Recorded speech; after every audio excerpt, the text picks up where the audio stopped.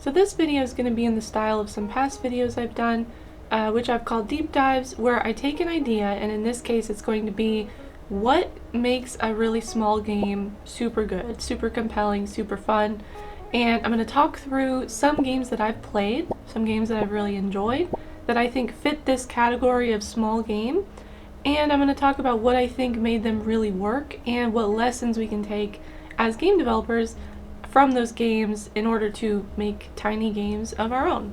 I have this recurring problem where I start a game project and I think it's going to be small, and then as I work on it, the idea sort of blooms into something much larger.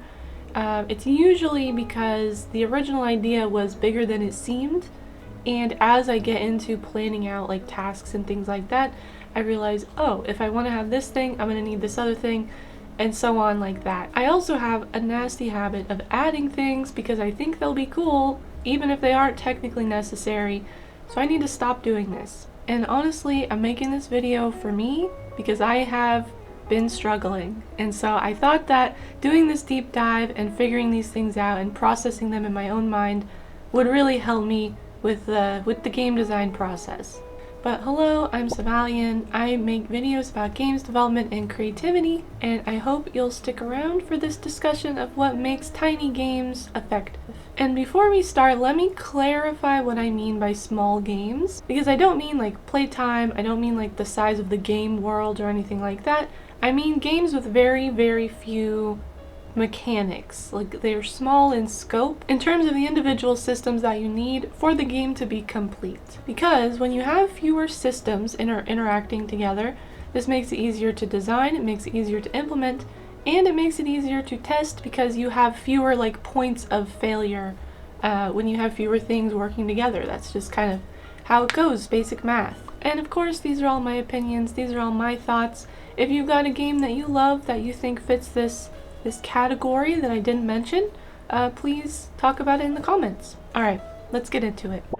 When I started thinking about tiny games, I tried to think about my own experience, and there are a few categories of game rather than individual games that I think lend themselves naturally to a simpler design. What immediately came to mind is one of my favorite games, Tetris. Tetris is one of the simplest games to ever exist, while simultaneously being one of the best-selling games ever made. I think it depends on how you like break it down, if it's by copies or by, gross amount, things like that, but it is one of the best-selling games of all time, and it's an example of how puzzle games are often very simple. Because when you have a compelling puzzle at the core of the game, you don't really need a lot of extra stuff to create a cohesive experience. The player is focused on solving the puzzle. There are other puzzle games that I think fit this archetype that have also done really well. Candy Crush or any number of Match 3 games have done really well. Pokemon Puzzle League. I actually don't know how well Pokemon Puzzle League was received by the wider world, but it's a game that I played and loved a lot as a child. A more modern one, Suika game or the Watermelon game, physics-based merging game, Wordle, the 5-letter word game famously bought by the New York Times. I think word games count as puzzles. And there are probably dozens of more examples, some that come to mind. Humanity, Freshly Frosted, Feed All Monsters, Mini Motorways, Dorfromantik, Panorama. All of these are puzzle games at their heart, and all fairly simple in terms of the game mechanics that they need in order to be complete games. And I think the key to doing a simple puzzle game really well is finding a set of rules for the puzzle that is easy for new players to understand right away, but allows for an increase in difficulty for experienced players. So a lot of these games use pacing of some sort to introduce difficulty. Tetris, goes faster. That's all it does to make things harder. Other games, you have a certain amount of total moves before you run out, things like that. And as simple as a puzzle game can be when it's done, I think it's one of the more complicated types of games to design, because it would be very easy to just clone something that already exists. I mean, within 1 week of Suika game blowing up, there were dozens of clones making a cash grab. But to create something that stands on its own and is compelling in its own right, I think is a real challenge when you're dealing with games that happen primarily in the player's mind. So I think one of the lessons we can learn from these simple puzzle games is how important the main game loop is, and how that does not need to be elaborate. These games rely on small, satisfying player interactions. The user often has very few choices to make. In Tetris, you just move, rotate, hold, block. Most match 3 games are similar, just move and swap. Dorfromantik, just rotate, place tiles. Like I said, most of the game in these puzzles happens as the player is thinking about what they're going to do and in understanding the puzzle. And so the game itself is really quite simple.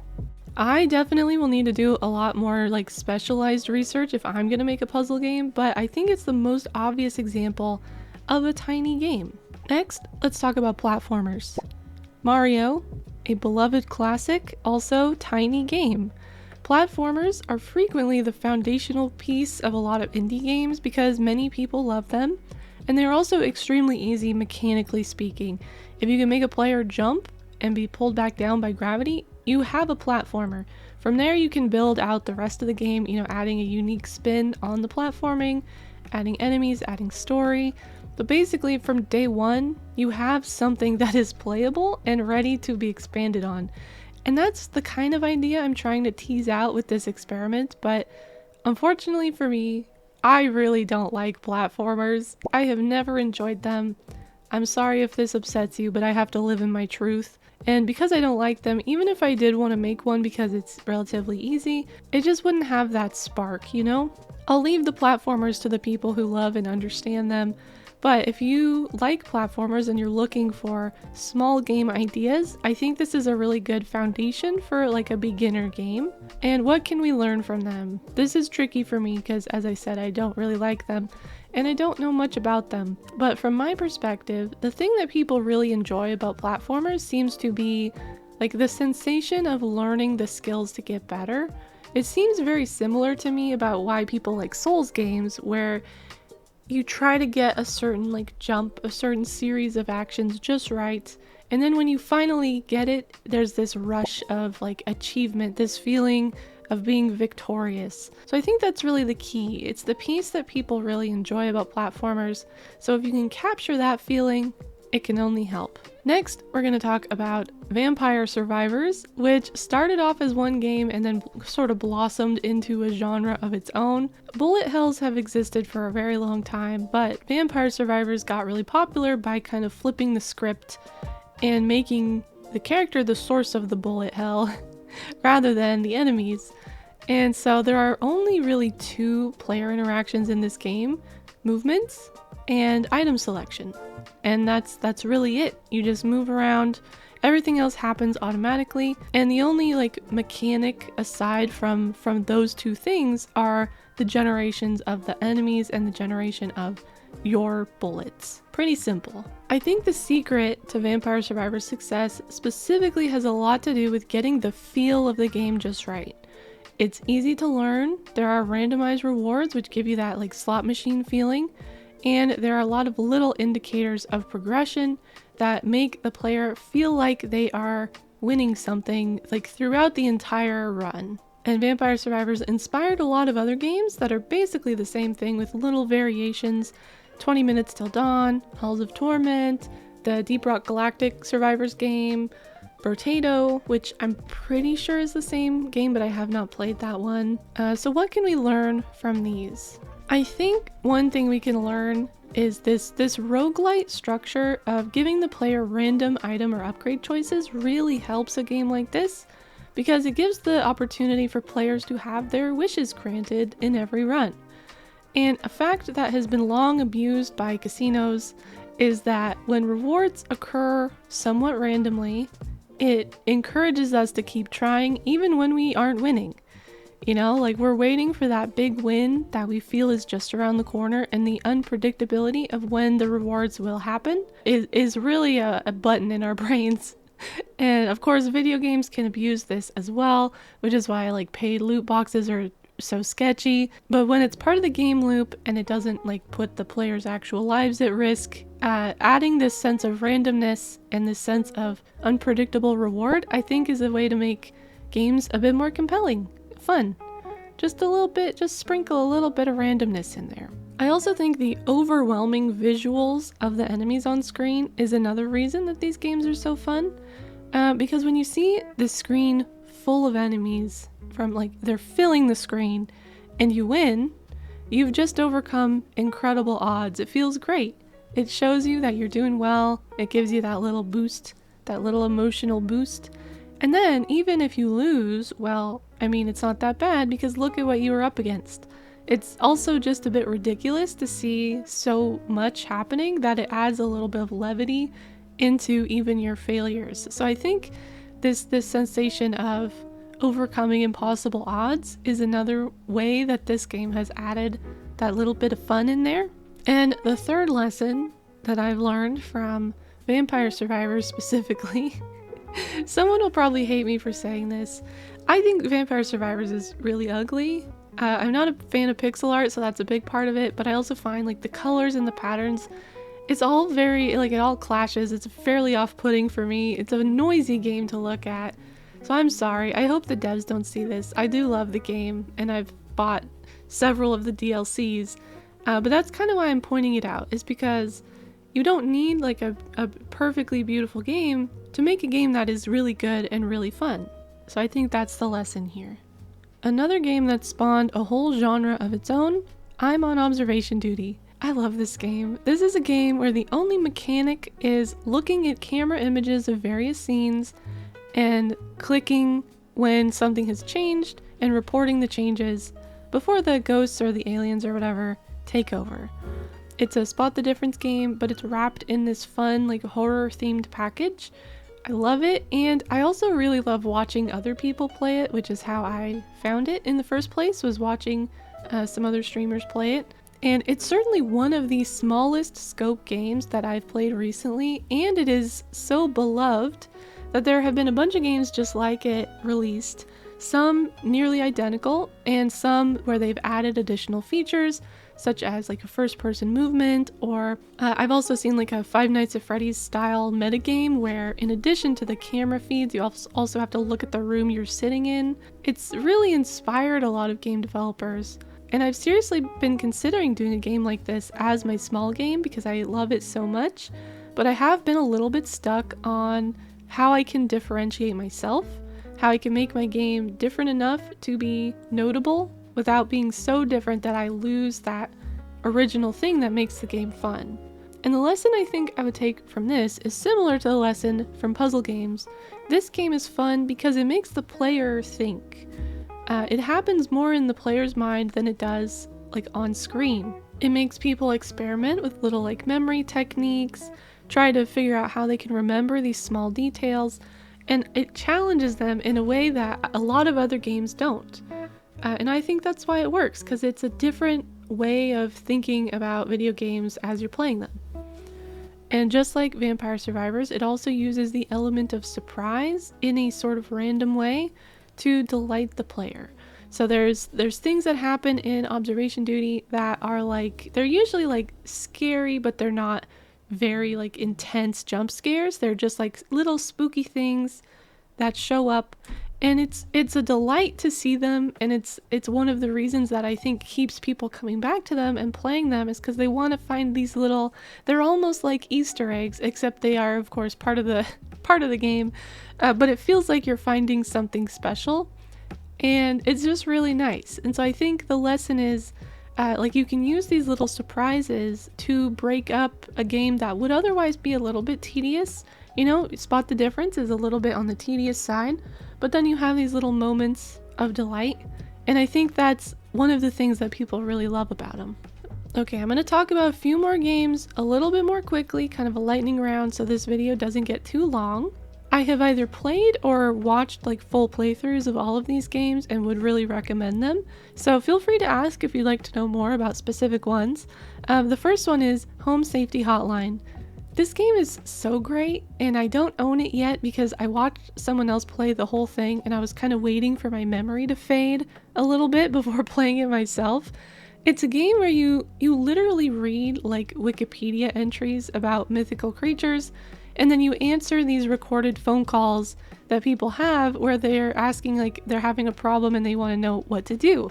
So it's kind of like you hear the problem, you look in this Wikipedia entry for what it might be, and then you tell them like what they should do.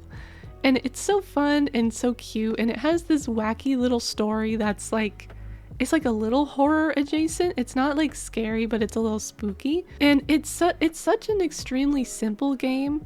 Almost all of the effort for this game went into the writing and into making some really crunchy 90s computer graphics. But I think the lesson we can take here is that if writing is your core skill, if you're really good at writing, you can really lean on that. And it can make a game, and you can leverage very simple game mechanics that showcase the writing like this, where you are on the computer and you're sort of reading these information entries. The next game is Garden Galaxy. This game is just a clicker, really, but it's so cute and it's so fun. It's kind of a binge game for me. Like, I don't play it that often, but when I do, I really like to settle in. And all it does is you click on these little guys on screen to get coins.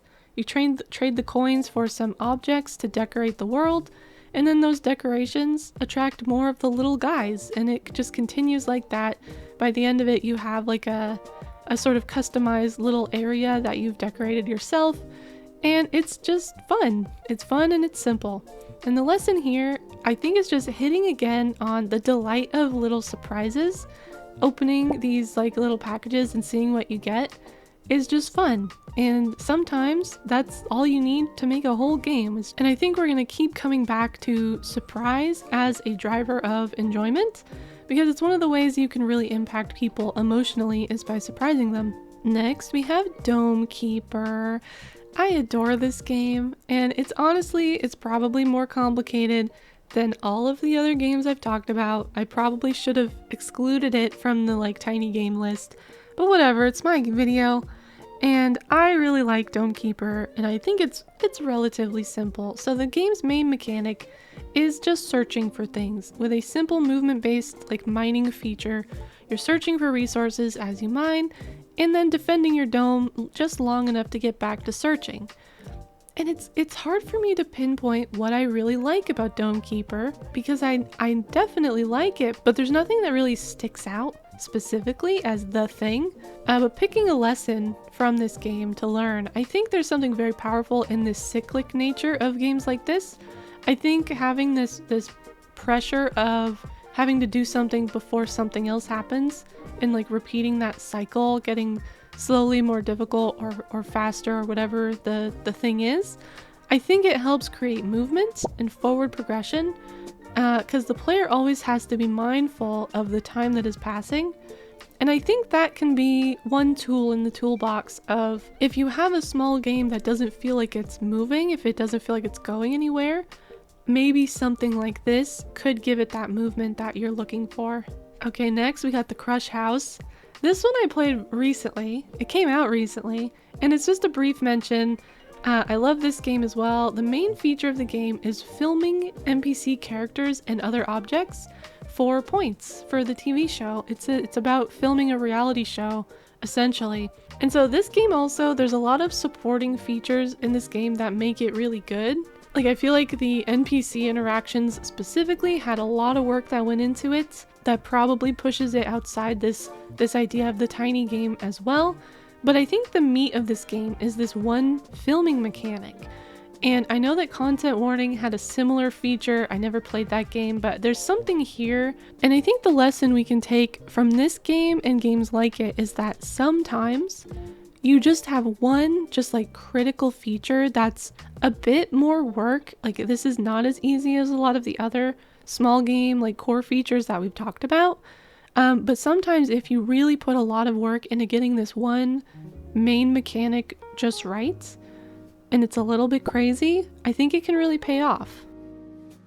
Last but not least, one of the simplest games that exists with literally endless content expansion potential, Power Wash Simulator. I played this for the first time very recently, though I had been aware of it for a while now, I've heard of it. The only thing you do in this game is clean things with a power washer. Once they got that feature done, that was it. The game was done. Everything else is set dressing, The lesson here is a lesson that I really, really need to internalize right to my soul. And that lesson is that you don't need more. They could have done a lot to Power Wash Sim to make it more complicated if they wanted to. They could have made it open world. They could have made you pay bills.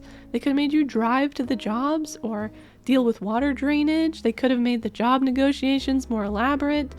They added lore for some reason, but they didn't really need to do that either. They didn't need to do anything to make it more than it was, because the power washing mechanic is innately satisfying, and the little time lapse at the end is just chef's kiss perfect. It's such a simple game, but because they've got this one core feature right, they can just keep adding more scenes to clean up. And you know what? I bet they've got like a good tool for dirtying up objects, you know, that they pull in. So they've probably got a very nice workflow for adding DLCs to this game, which is why they have so many of them. But I need to remember that more complexity, more detail doesn't always make something better. And I really need to weigh, you know, what I want to do with a game project and what I don't want to do with a game project. Because I struggle. So, to recap, what are the lessons that we can learn from some little games that were traditionally successful? 1. Focus on getting the smallest kernel of satisfying gameplay really polished. This is basically a lesson from every game ever, but I think it was really demonstrated in puzzle games and in single focus games like Power Wash Sim. Find the game's core and make that as good as it can be, and I think you're most of the way there. 2. Use randomness and surprise to delight the player. This is something you can do without adding new features most of the time. You can usually incorporate these concepts into what you have already. Now, no one likes when the outcome of a game is completely random, but if you add a little bit of randomness that the player can respond to, that's a fairly easy way to create varied experiences, and that's why I think roguelites have gotten so popular. A surprise reward here and there can really help to keep a player engaged and delighted. 3. Minimize the number of ways a player can interact with the game in order to keep it small. For me, I look at games and the number of active choices that the player can make is directly correlated with the game's complexity. So most of the games on this list have very few actions. Most of them just have movement and 1 or 2 specific clicks or buttons that they can press to do things. You're not juggling inventory items, you're not managing quests, you're not navigating an elaborate skill tree. I think when you're working on keeping your game very small, if you have to add a new menu to support a feature, or if you have to expand the input scheme, consider cutting that piece and see if the game still works. But those are my top 3. I mean, there's so much you can learn just from analyzing games. I would encourage you to sit down and really think about why you like the games that you like, because I think it will help you make games that other people will like.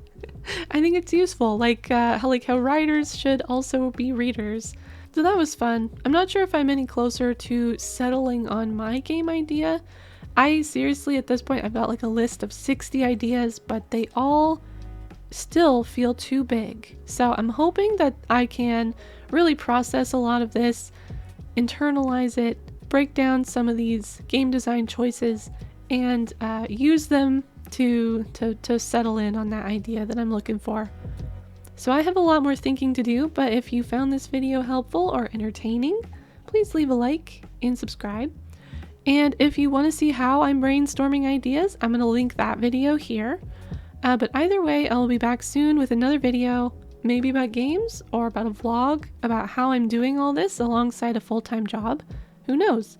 But I hope to see you there. Bye bye!